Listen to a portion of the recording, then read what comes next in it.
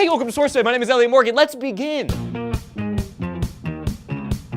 The suspected gunman of the Aurora cinema shooting could very well end up being tested with a truth serum. This is after Judge William Sylvester ruled that the shooter's prosecutors would be allowed to interrogate James Holmes while under the influence of a drug that makes him more willing to talk. The ultimate goal of this method would be, obviously, to get to the truth, specifically in regards to whether he was insane at the time of the shooting on July 20th of last year that killed 12 people and injured 70 more. The exact drug in question was not released, but it would likely be something called sodium amytal. So, let's talk about what this means. It is highly unusual for a truth serum to be used in the US, specifically because of that whole, what's it called? Fifth Amendment thing. It's kind of hard to exercise your right to remain silent when you're being injected with crap that makes you talk. William Shepard of the American Bar Association stated, if a defendant loses his right to remain silent because the court has authorized the use of drugs that make him talk, that would raise all sorts of Fifth Amendment issues that both sides would have to address. There's also the fact that, the term truth serum is so inherently misleading, it's laughable. People can still lie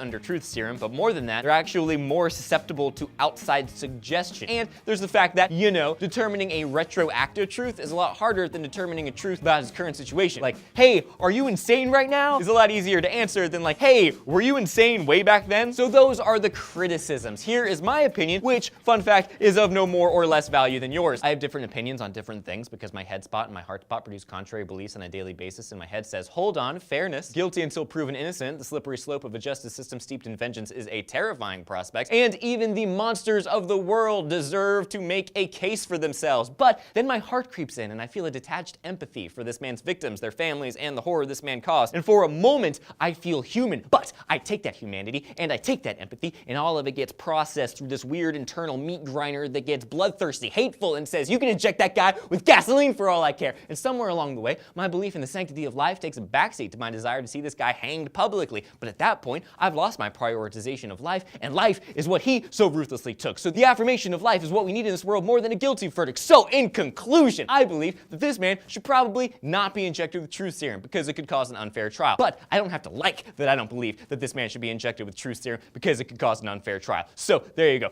Woo! Man, opinions are like buttholes. They're stupid and gross.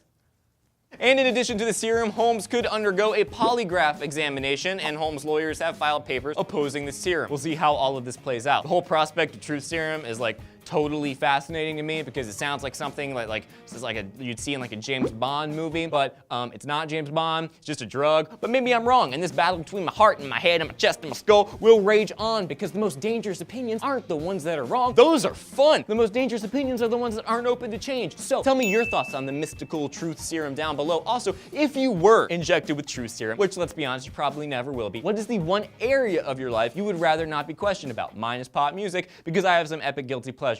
What up, Drake? What up, Taylor Swift? I'm Elliot Morgan. Bye.